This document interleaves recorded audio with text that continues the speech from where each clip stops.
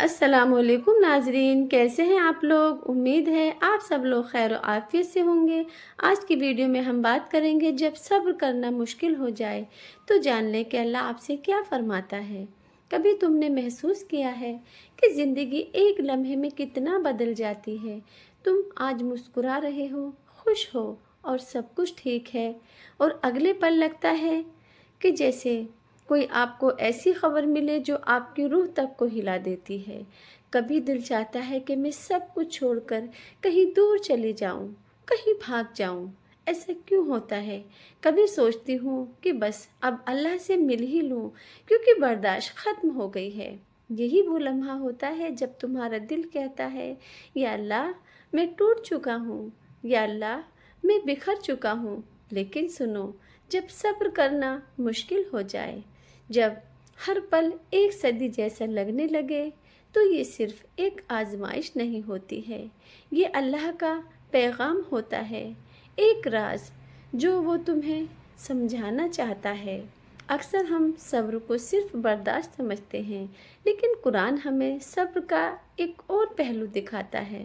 سورہ البقرہ آیت نمبر 153 میں اللہ فرماتا ہے، اے ایمان والو، صبر اور نماز سے مدد لیا کرو، بے شک اللہ صبر کرنے والوں کے ساتھ ہے، بے شک اللہ صبر کرنے والوں کو پسند فرماتا ہے۔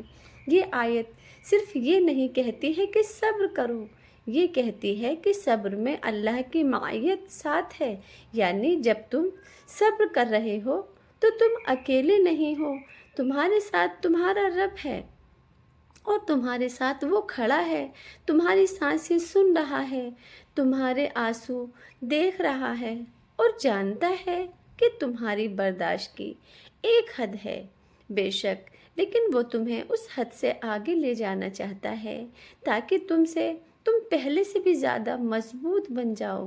یہ ایسے ہی ہے جیسے کہ لوہا آگ میں جلتا ہے تاکہ وہ خالص ہو کر مضبوط ہو جائے۔ جانتے ہو، ایک ماں جب بچے کو جنم دیتی ہے وہ ناقابل بیان درد برداشت کرتی ہے، لیکن اسی درد کے بعد ایک نئی زندگی سامنے آتی ہے۔ بے شک، اور اللہ تو ہمارا صبر، تمہارا صبر بھی ایک نئی زندگی ہے، اور وہ ایک نئی زندگی پیدا کر رہا ہے۔ جانتے ہو، کچھ درد ایسے ہوتے ہیں جو تمہیں انسانوں سے دور کر دیتے ہیں، مگر اللہ کے قریب لے آتے ہیں۔ جب تمہارے پاس سننے والا کوئی نہیں ہوتا ہے، تم سیدھے اللہ سے بات کرتے ہو، اور یہی وہ وقت ہوتا ہے جب اللہ چاہتا ہے کہ میرا بندہ صرف مجھ سے مانگے۔ جی ہاں، رسول اللہ صلی اللہ علیہ وسلم نے فرمایا ہے کہ جب اللہ کسی قوم سے محبت کرتا ہے تو اسے آزمائش میں ڈال دیتا ہے۔ جی ہاں، یہی اللہ کی محبت کا طریقہ ہے، اور صبر کا بدلہ صرف دنیا میں نہیں، آخرت میں بھی ملتا ہے۔ قرآن میں اللہ فرماتا ہے کہ بے شک صبر کرنے والوں کو ان کا اجر بے حساب دیا جائے گا۔ سبحان اللہ، یہ میرے رب کی شان ہے، یعنی جتنا تم صبر کرو گے اللہ اتنا ہی بے حد انعام دے گا، اور وہ انعام اتنا بڑا ہوگا کہ تم سوچ بھی نہیں سکتے، تمہاری سوچ سے لامحدود ہوگا۔ حضرت ایوب کا صبر تو جانتے ہو، سالوں بیماری میں مبتلا رہے، مال اولاد سب چلا گیا، لیکن زبان سے کبھی آپ نے شکوہ نہیں کیا۔ آخر کار اللہ نے ان کی دعائیں قبول کی، اور سب کچھ اور حد سے زیادہ بڑھا کر آپ کو لوٹایا۔ جی ہاں، صبر کا بدلہ اللہ ضرور دیتا ہے۔ حضرت یوسف کا صبر دیکھو، بھائیوں نے کنویں میں پھینکا، غلام بنا دیا، سالوں جیل میں رہے، لیکن صبر کے بعد اللہ نے انہیں مصر کا وزیر بنا دیا۔ بے شک یہ میرے رب کی شان ہے۔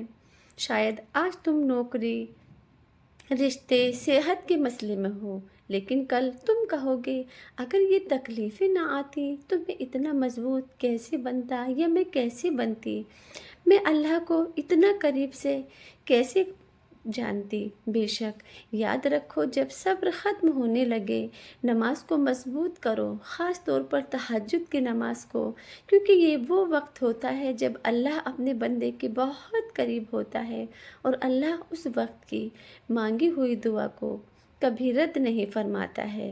तहज्जुद की दुआ कभी रायगा नहीं जाती है, क्योंकि अल्लाह अपने बंदे के बहुत करीब होता है। कुरान पढ़ो और मायने समझो, क्योंकि अल्लाह कुरान में ख़ुद इंसान से हम कलाम होता है।